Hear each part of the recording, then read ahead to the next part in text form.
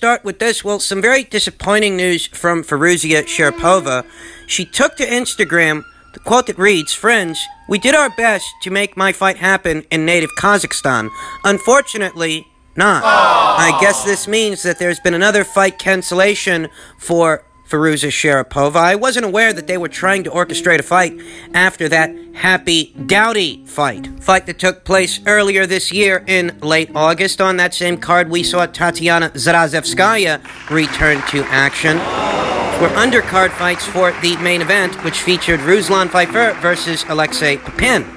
I guess that the Sharipova people were trying to orchestrate another fight for Firuza before the year was out, and those plans have fallen through. This has become a recurring theme when it comes to Sharipova, her career, the roller coaster that it has been. She's a talented fighter. Make no mistake, Firuza, while very easy on the eyes, is more than just a pretty face, just another pretty face. She has a very polished style about her, but that polished style does appear to be going to waste with all these different fight cancellations. Usually, finances are the issue. I don't know what kind of mom and pop, crackerjack promotional outfits and managerial outfits Sharipova is in bed with, but I have a suggestion. You know, very recently, MTK Global signed Dani Nietes, former WBO super flyweight champion Dani Nietes, right? I thought that was a bit of a bizarre signing, I did. I thought this because Dani seemed all but retired from the sport of boxing. We hadn't heard anything from this man since he vacated that WBO title in February of last year, February of 2019.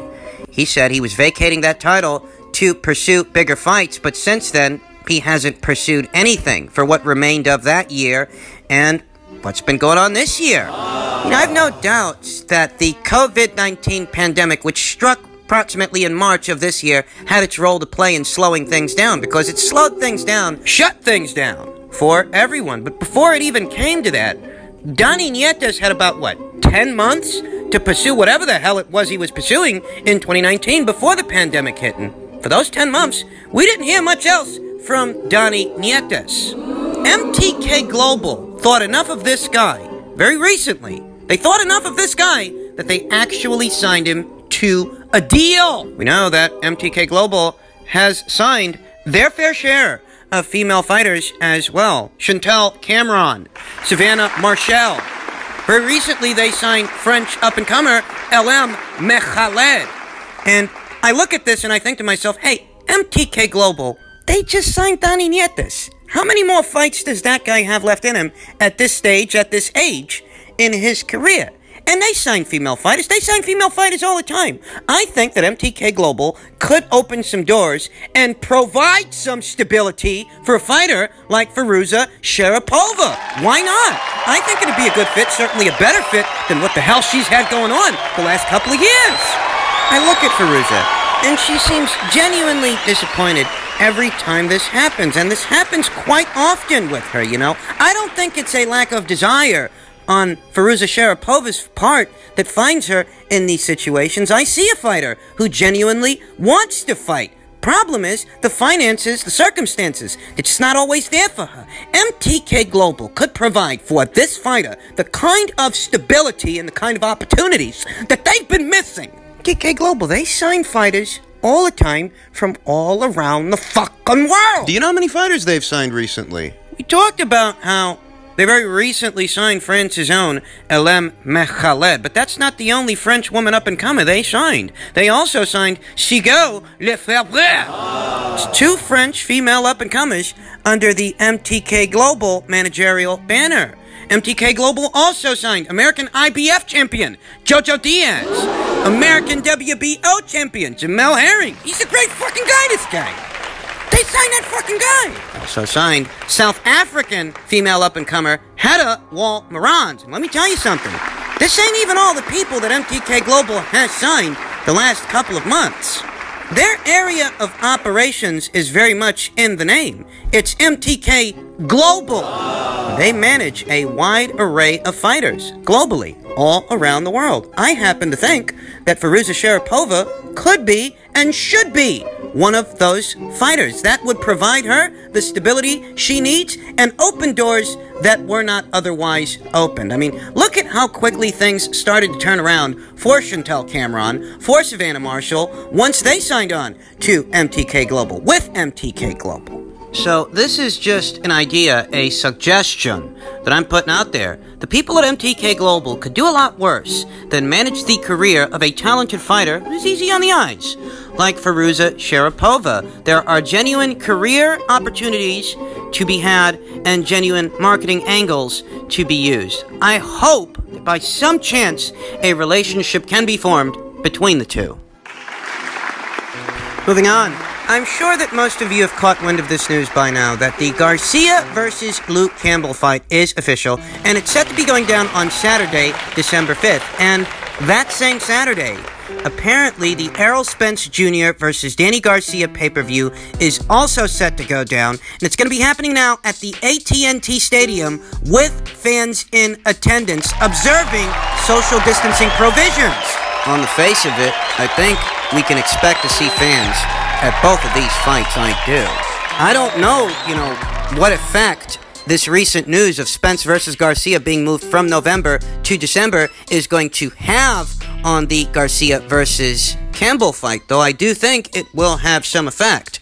The venue for the match has not yet been decided. That is still in the air. I wonder if some adjustments won't be made so that the fight fan who wants to tune into a fight that night will be able to take in both cards without having to choose between the two. Both situations are intriguing situations. For Ryan Garcia, this is a much-needed step up in competition, a coming-of-age fight, the kind of coming-of-age fight that most every elite-level fighter has to have to cross over into that next stratosphere of eliticism. It's about growing as a fighter, and this is the kind of fight that Ryan Garcia needs to do that. So there's intrigue associated with this fight, but there is also intrigue in seeing Errol Spence Jr. in his first fight since the car accident. It's pretty obvious what the rhyme and the reason behind this move was. The people over there at the PBC want to capitalize on the opportunity to have fight fans in attendance for this fight in all the ways they want to capitalize on that opportunity this month with Gervonta Davis and Leo Santa Cruz, that if there's a chance some live gate revenue can be generated, they're going to go for it. I think that's what they're doing here. Yeah, and don't forget, Davis versus Santa Cruz ain't no competition for Khabib versus Gaethje. That is another subject entirely. Better still, I think about this Errol Spence Jr. versus Danny Garcia card. I mean, we know what the main event is. We know what the sizzle associated with it is. But what's on the undercard of this thing? Does this have the kind of substance that could blow that Ryan Garcia versus Luke Campbell fight out the water? And I dare say no, I don't.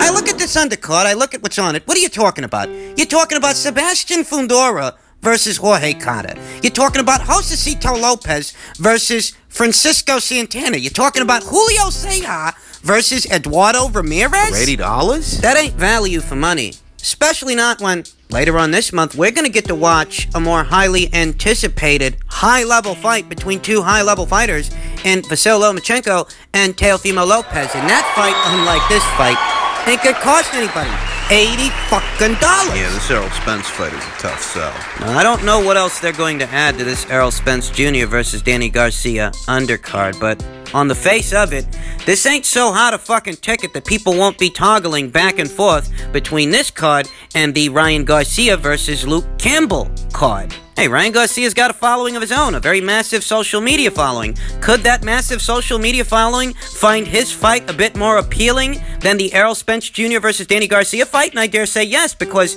Ryan's fight isn't going to cost them anywhere near as much. And we all know how much the Chicano fans move the needle here in the United States. It just so happens that Ryan Garcia is a Chicano fighter, a fighter of Mexican descent. Essentially, these cards are set to go head-to-head, but it's not a foregone conclusion that most of the fight fans that night will be siphoned off to the Spence versus Garcia fight as opposed to the Garcia versus Campbell fight. There are two Garcias fighting on December 5th. Two of them. But one of their fights costs a lot less than the others. You think that's not going to have its role to play? I say it all the time. A lot of people these days, in this part of the world, they're not in any kind of hurry to pay $80 to see a fight, especially a fight where the biggest intrigue is what effect the car accident one of the fighters had the year before has had on him, how that might affect him in his next fight. Because if the boxing community at large was confident that Errol Spence Jr. was A-OK, he was in tip-top shape,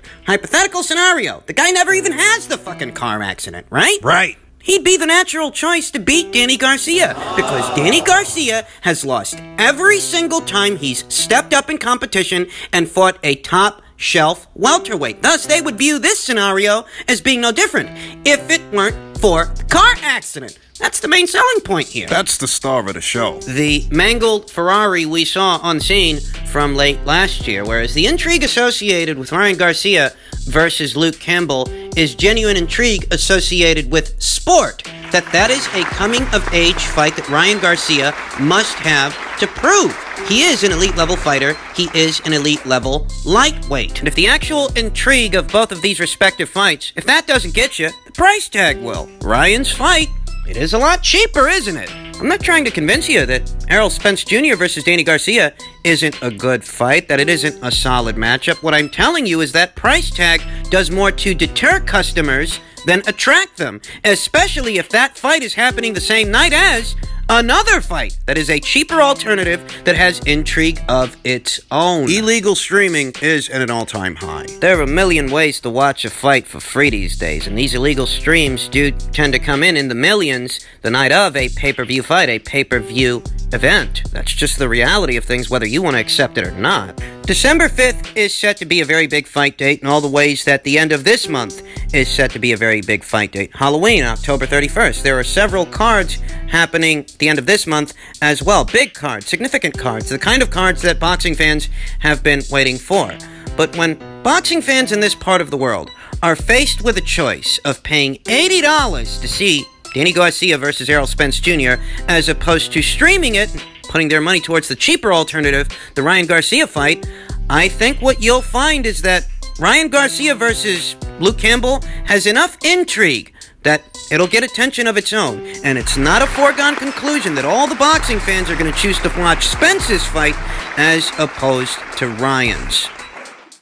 And finally, get this. Eubank Jr. says the Canelo fight has to happen. There are so many fans calling for it. Boy, if you don't get... Eubank believes the WBA will have to order the fight at some point to eliminate one of the belts. He was quoted as saying, "I personally would like to fight Canelo," said Eubank to the BBC. The fight has to happen. It's one so many fight fans are calling for. I'm number one contender, so he needs to fight me or give up that belt. I wouldn't say I'm unfulfilled. I've had a great career, made a name for myself in the sport, and I'm financially stable for the rest of my life.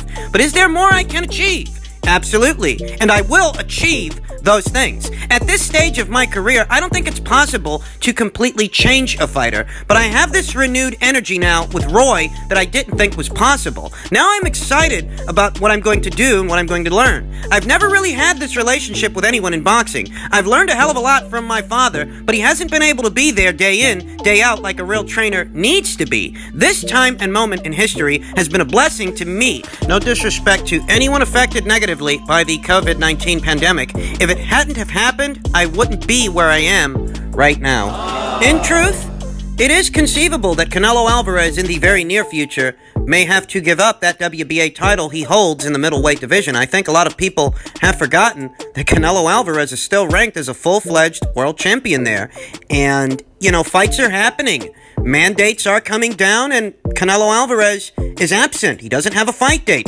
2020 might come and go, and Canelo Alvarez will not have had a fight the entire year. That being said, there are sanctions being levied against Manny Pacquiao for 2021. Those same kinds of sanctions could be levied against Canelo Alvarez, and Canelo might opt to vacate that title. I don't see Canelo Alvarez returning to the middleweight division despite whatever mandates the WBA puts out there. I don't think it's going to happen. But in the event that that full-fledged title goes vacant, it's conceivable to me that Ryota Murata might be elevated to WBA Super Champion ahead of Chris Eubank Jr. because Ryota Murata has held that position a little longer than Chris has. in the WBA's ranked standings. And if the WBA were going to order some kind of fight in the middleweight division between their title holders, if you will, it would be a fight with Murata and Chris before it would be a fight with Chris and Canelo. Or a fight between Murata and Canelo before it would be a fight between Chris and Canelo. I just don't see it. Chris hasn't even held that trinket title very long. I don't view Canelo Alvarez versus Chris Eubank Jr. as a realistic proposition, and I think that Chris Eubank Jr. ultimately is wasting his own time. There are more realistic options on the table for Chris, given the side of the street that he's on, than Canelo Alvarez. Jermall Charlo, who just had a career-best performance against Sergey Derevyanchenko, comes to mind. There were conversations, there were talks of a Charlo versus Eubank Jr. fight going down, and I view that as a more feasible option for Chris than Canelo Alvarez. I also happen to think it makes for a great fight. I think there's an air of intrigue there. What if Chris Eubank Jr. flusters Jermall Charlo, Big Charlo? You know, what if he can do that? Or what if Big Charlo can knock out Chris Eubank Jr., where, you know, George Groves at 168 could not? What about that? I also happen to think there's a lot of intrigue associated with the Chris Eubank Jr. versus Ryota Murata fight. I think that fight, given those two guys' styles, is just what the doctor ordered for the middleweight division, because it's been lacking a lot of excitement as of late. That could be a great fight. And why doesn't Chris Eubank Jr. set his sights on Demetrius Andrade? He's an active reigning world champion in the middleweight division, yet I never hear Chris mention a guy's name. If Chris Eubank Jr. wants to see himself involved in the kind of fight that's going to move the needle, there are actually several options on the table. But if he wants to waste his own time, he can keep doing what he's doing, thinking he's going to land a Canelo Alvarez fight. Yeah, that'll happen. What the hell does Chris Eubank Jr. have that Canelo Alvarez would want? How the fuck would he fight him as opposed to somebody else? I really don't know. It seems to me that Chris Eubank Jr. is just wasting his own time.